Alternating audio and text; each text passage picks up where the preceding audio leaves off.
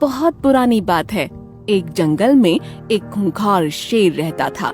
उसने बड़ा उत्पात मचा रखा था। वो जानवरों को मारता ज्यादा और खाता कम था। जानवरों की संख्या लगातार कम हो रही थी, लेकिन शेर का खतरनाक रवैया बढ़ता ही जा रहा था। सभी जानवर उसके आसपास आने से भी डरते थे। वो जानवर के छोटे छोटे बच्चों को भी मार देता था। एक दिन एक लोमड़ी गुफा के पास अपने 2 बच्चों को रखकर भोजन की तलाश में गई थी। उसी समय शेर वहां आ गया। दोनों बच्चे शेर के आतंक से अनजान थे। वो खेलते हुए शेर के पास पहुंच गए। वो शेर के साथ खेलना चाहते थे, लेकिन जालिम शेर को उन मासूमों पर दया नहीं आई। उसने दोनों को निर्ममता से मारकर वहीं छोड़ दिया। कुछ देर बाद लोमड़ी कुछ खाने की वस्तु लेकर वहां आ गई। उसने अपने दोनों बच्चों को पुकारा, लेकिन कोई उत्तर नहीं मिला। वो चारों तरफ देखने लगी। अचानक दोनों बच्चों की मृत लाश जमीन पर देखकर उसकी हालत पागलों जैसी हो गई। मेरे बच्चों, आंखें खोलो, मैंने तुम्हें आवाज दी, क्यों नहीं बोले? तुम्हें क्या हो गया मेरे बच्चों?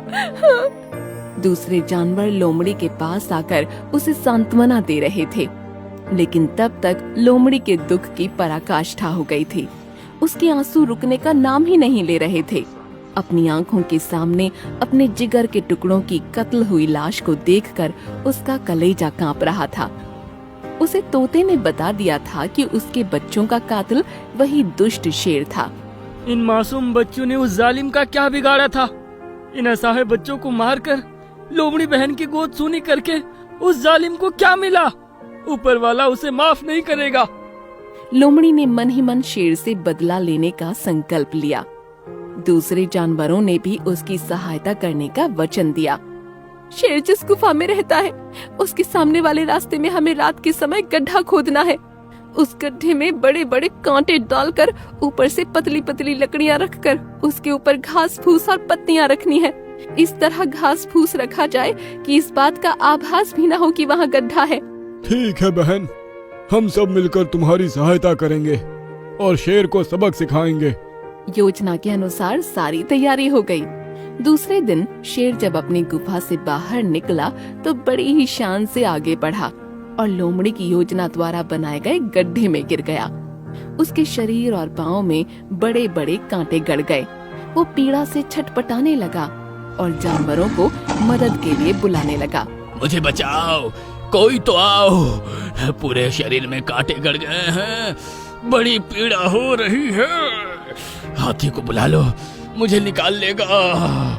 शेर, यह तुम्हारे कर्मों की सजा है। तुमने ना जाने कितने माताओं की गोद सूनी की है। सारे जंगल को मौत का मैदान बना दिया है। सभी जानवर तुम्हें मच्छर दिखाई देते हैं, जिन्हें जब चाहे मार देते हो। अब तुम्हारी मदद को ना हाथी आएगा ना घोड़ा आएगा। एक एक कांटे की चुभन तुम्हारे जुल्म की याद दिलाएगी।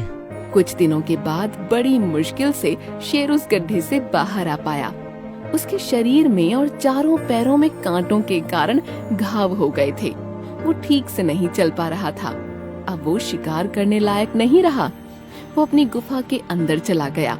उसने सोचा जो जानवर गुफा के अंदर आएगा उसे ही वो मारकर खा जाएगा।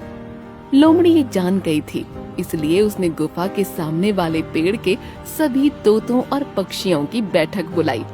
उन सभी पक्षियों को समझाया, आप सभी लोग जानते हैं कि जालिम शेर घायल है और गुफा के अंदर रहने लगा है।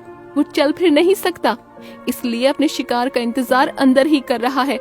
उसने बहुत से निरपराध जानवरों और उनके बच्चों की हत्या की है। अब जो जानवर गुफा के अंदर जाएगा वो शेर का शिकार बन जाएगा। मैं जानती हूँ कि इन पेड़ों पर आप लोगों में से कोई न कोई पक्षी हमेशा रहता है। मेरी प्रार्थना है कि आप लोग जानवरों को मरने से बचाएं। तो हमें क्या करना होगा? जब भी कोई जानवर गुफा के अंदर जाने की कोशिश करे उसे रोकना होगा। सभी पक्षियों ने लोमड़ी की बात मान ली और उस दिन से गुफा के अंदर कोई जानवर नहीं जा पाया। शेर भूख से परेशान हो गया। उसे कमजोरी आने लगी। वो बीमार भी हो गया। दूसरों को मौत बांटने वाला शेर एक दिन खुद ब खुद मौत का शिकार बन गया।